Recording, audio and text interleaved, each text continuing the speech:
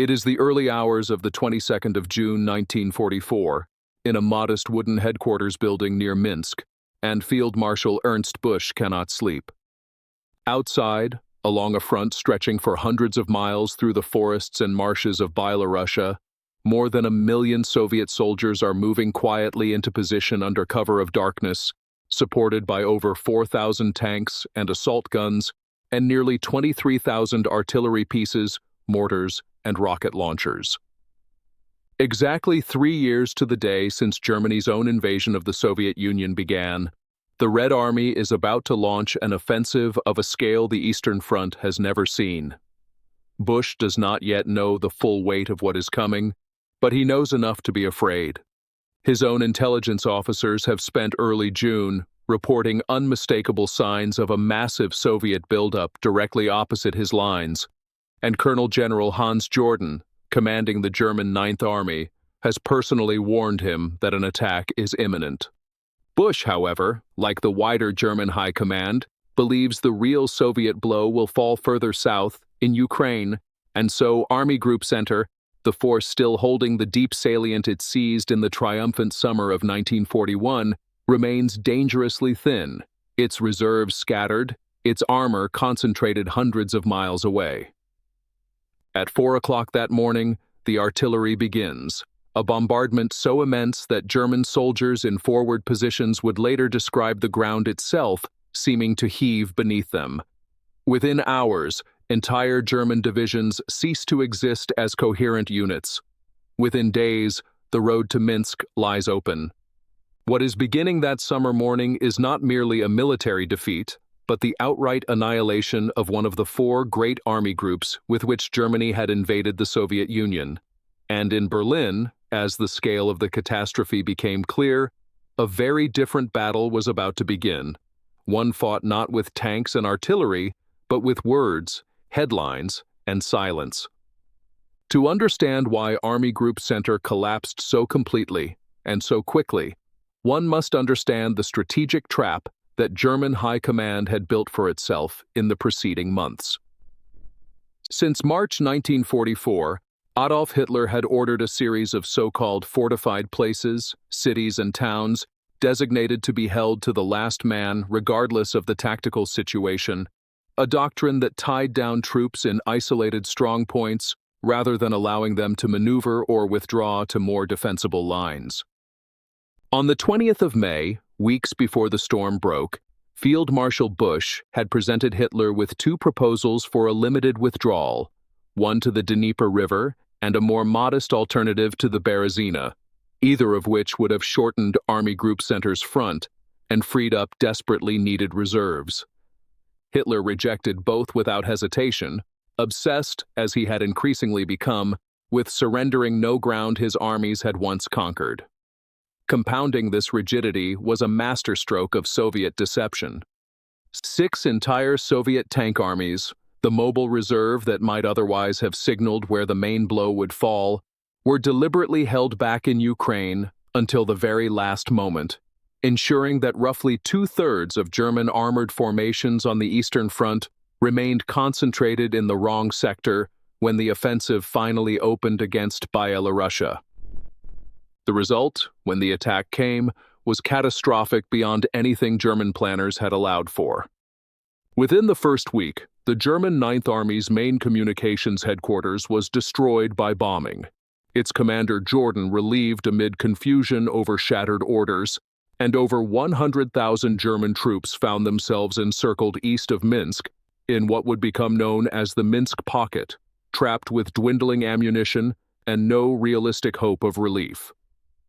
When reinforcements from the 12th Panzer Division finally reached what remained of the German lines, the Ninth Army's own Chief of Staff greeted them with words that would later become notorious among historians of the campaign: Ninth Army no longer exists. By the time the offensive finally slowed in August, some 28 of the 34 divisions that had made up Army Group Center had been destroyed, a loss of manpower and equipment historians have since judged even more severe, in relative terms, than the catastrophe at Stalingrad 18 months earlier. The German High Command's response to this unfolding disaster reveals as much about the nature of the Nazi regime as the battle itself. As reports reached Führer headquarters at the Wolfschanze in East Prussia through late June, describing not merely tactical setbacks but the wholesale dissolution of entire army corps, Hitler's reaction was denial rather than adaptation. When Busch flew personally to the Wolfschanze on the 26th of June to beg for permission to withdraw the remnants of his army group behind the Dnieper, hoping to save what could still be saved, Hitler refused to hear it, and within 2 days had dismissed Busch from command entirely, reassigning him to a minor post in Romania, rather than allowing the retreat that might have preserved thousands of lives. It was left to Field Marshal Walter Model, a commander with a reputation for stabilizing desperate situations who had earned the nickname the Fireman of the Reich, to take charge of the wreckage, though even Model, brought in only after the true scale of the disaster was undeniable, could do little more than manage the scale of the retreat rather than reverse it. Meanwhile, in Berlin, Reich Minister of Public Enlightenment and Propaganda Joseph Goebbels faced a problem his ministry had never confronted on this scale before: how to explain the effective destruction of an entire army group to a German public that had for years been fed a steady diet of confident bulletins and manufactured optimism. Goebbels, who privately viewed the German public with something close to contempt, believing them more susceptible to emotional appeals than to reasoned argument, had built his entire wartime propaganda strategy around controlling not just what information reached ordinary Germans, but the emotional register in which it arrived. If you're enjoying this journey through history, subscribing genuinely helps us continue bringing remarkable true stories like this to the channel.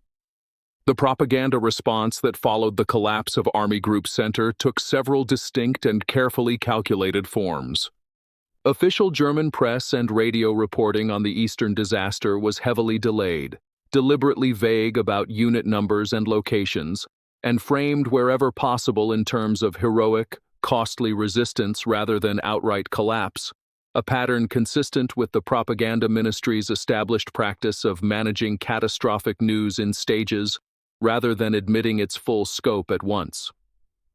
According to wartime reports and post-war historical analysis, the summer of 1944 as a whole, encompassing not only the destruction of Army Group Center, but also the ongoing Allied breakout from Normandy and the intensifying bombing campaign against German cities, represented one of the most severe tests Goebbels' propaganda apparatus had yet faced. And by this stage, even his own internal assessments acknowledged that reassurance was becoming difficult to sustain through conventional means alone. It was in this climate that the regime increasingly turned to promises of what Goebbels and others termed miracle weapons, wonder technologies including the Me-262 jet fighter, the Type 21 U-boat, and the V-2 rocket, weapons genuinely in development but whose battlefield impact was wildly oversold to a public desperate for reassurance that the military situation could still be reversed. This was propaganda not as outright fabrication of battlefield events, which even Goebbels recognized carried serious risks, once contradicted by returning soldiers and word of mouth, but as a deliberate substitution of hope for honest assessment, directing public attention toward speculative future salvation rather than the documented present catastrophe unfolding in Byelarussia. Historians continue to debate precisely how much ordinary Germans in the summer of 1944 understood about the true scale of the Eastern disaster, given the deliberate opacity of official reporting, though letters, diaries, and later interrogation records suggest that rumor and returning wounded soldiers spread a far more accurate picture through informal channels than the propaganda ministry ever intended to permit. Compared with how other combatant nations handled catastrophic military news, Nazi Germany's approach in the summer of 1944 stands out for its combination of centralized control and increasing detachment from battlefield reality. British and American wartime censorship, while extensive, generally operated within a framework that acknowledged setbacks once security considerations no longer applied, as seen in relatively prompt public accounting of costly operations once their outcomes were clear. Soviet wartime propaganda, by contrast, had learned through the traumas of 1941 and 1942 to acknowledge disaster candidly enough to rally rather than merely reassure its population, a lesson forged in genuine near collapse. Goebbels' German model, by the summer of 1944, increasingly resembled neither approach, relying instead on a widening gap between what German commanders privately reported to Führer headquarters and what the German public was permitted to know, a gap that grew more dangerous as it required an ever thicker layer of manufactured hope, embodied in the miracle weapons narrative, to paper over a military situation that senior officers themselves increasingly regarded as unsalvageable. General Heinz Guderian, reflecting on the state of Army Group Center that summer, would later state plainly that the force had effectively ceased to exist, an assessment senior German commanders shared privately, even as official propaganda continued to speak of heroic, orderly withdrawals. The wider historical impact of this episode extended well beyond the summer of 1944 itself. Operation Bagration's destruction of Army Group Center opened a roughly 700-kilometer advance that carried Soviet forces from the outskirts of Minsk to the approaches of Warsaw within 5 weeks, fundamentally reshaping the strategic map of the Eastern Front and placing Soviet forces within reach of East Prussia for the first time in the war. For Nazi propaganda specifically, the episode marked an accelerating pattern that would define the regime's final year. An ever-increasing reliance on promises of decisive future weapons and imminent turning points that grew progressively more disconnected from documented military reality, a pattern historians studying the collapse of authoritarian information systems have since treated as a case study in how propaganda machinery behaves under terminal strategic pressure. Exact figures for how thoroughly ordinary German civilians believed the regime's framing remain, and likely will always remain, difficult to establish with certainty, since private diaries and later testimony suggest considerable variation between committed believers and increasingly skeptical citizens reading between the lines of official bulletins. What is not disputed is the military outcome itself. Archival records held today by Germany's Bundesarchiv and Russia's own military archives, along with the post-war testimony of surviving officers on both sides, document with considerable consistency the scale of a defeat that some historians have described, in relative terms, as worse than Stalingrad. A judgment that stands independent of how the events were ever reported to the German people at the time. Return for a moment to that darkened headquarters near Minsk in the last hours before dawn on the 22nd of June 1944, to Field Marshal Busch sleepless, while 1 million Soviet soldiers moved silently into position beyond his lines. What that night truly represented was not simply the opening of another Eastern Front offensive among many, but the beginning of the end for one of Nazi Germany's 4 great army groups, and, in Berlin, for the credibility of a propaganda machine that had spent years insisting German arms could not be broken. The soldiers of Army Group Center who died in the forests and marshes of Byelorussia that summer, and the hundreds of thousands who marched into Soviet captivity in the disaster's aftermath, were not failed by their own courage, which by every surviving account remained considerable even in encirclement, but by a command structure that had forbidden the retreats that might have saved them, and by a leadership in Berlin that, faced with the choice between honest reckoning and manufactured hope, chose to speak of miracle weapons rather than the million-man storm that had, in a matter of days, unmade an army.